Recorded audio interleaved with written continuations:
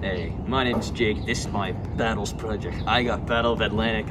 I could have gotten the Hiroshima one, but nope. Anyway, so we got Battle of Atlantic, lasted from 1939 to 1945. Longest battle in World War II, almost 6 years, and it was a naval battle between Britain and Nazi Germany. So now let's look deeper into this situation.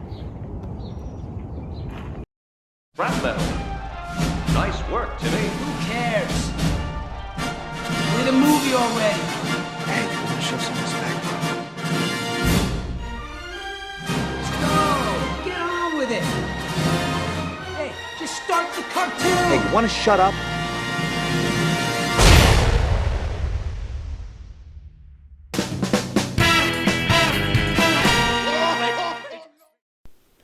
Although this battle contained forces from Russia, the US, and Canada, the main combatants were Germany and Great Britain. Erich Raeder was the German naval commander-in-chief for this battle, along with Admiral Karl Donitz. Prime Minister Winston Churchill was in charge of the UK's naval force. When I first found you, you were nothing. You were small, pathetic. But now, you are more. Are you ready? The battle began just 2 days after the start of World War II. The Allies began to form a blockade in the Atlantic to keep out the Axis powers in Europe. The Allies wanted the security of the Allied sea movements and freedom to project military power across the seas. The Axis wanted to stop the use of these routes to put Allied powers behind in the war. It's time to stop! It's time to stop, okay? In this battle, Germany used mines, destroyers, and primarily U-boats to take out any Allied trading ships heading across the Atlantic. The Allies relied on three things: Allied intelligence of breaking the Germans' Enigma code, the deployment of long-range aircraft and more powerful escort forces in 1943, and the convoy system. That's a surprise tool that can help us later. Hot dog! Hot dog! Now let's move on to the real meat of this burger, the pop of the corn. The moment you've all been waiting for, and I'm probably wasting a lot of time with this sentence. Let's go. Get on with it. I'm going to wait till the end to give you guys the notes and key points so you can sit back and listen to this disaster of a video that took hours so you don't have to rush and take notes. At the start of the battle, the Anglo-French forces formed a long-range blockade. The Germans tried to inflict damage but had little success. Once France had surrendered to Germany, the blockade lost French support, became weaker, and German air forces broke the blockade.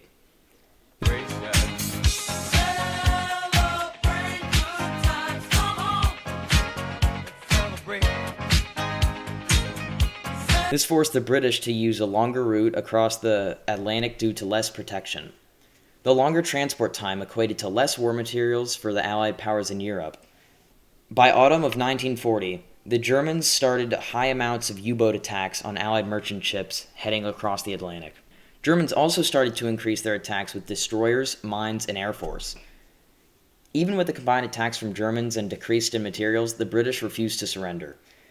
With help of growing Canadian support, a fully escorted transatlantic convoy system was in place by May in 1941. The convoy system is a safety in numbers sort of plan, where the merchant ships would be surrounded by destroyers in large groups.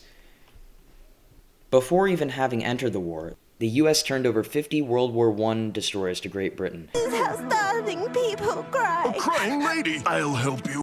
Which helped make up for previous naval losses.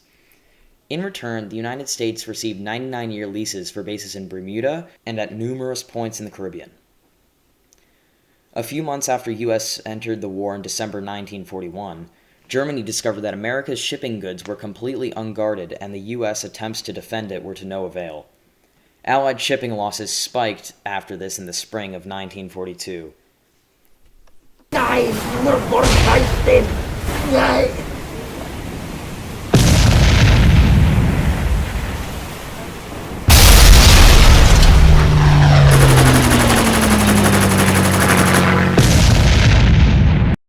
even more forces arrived at this time, which led to an increase in the amount of convoys. Allied shipping strengthened significantly and started to fill the materials lost that spring. Germany was pushed back to the mid-Atlantic, and they increased U-boat forces as the battle peaked in late 1942.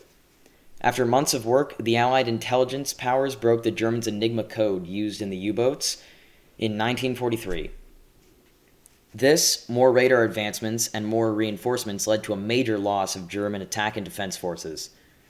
For the rest of the war, the Germans tried to launch attacks, but were easily defended by the Allied powers' unchallenged strength. The Battle of the Atlantic ended with the war itself.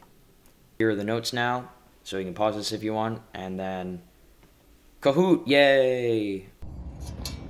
So, I hope you enjoyed that presentation put together by an amazing producers, directors, and actors. Thank you to all of them. So I hope you learned a lot,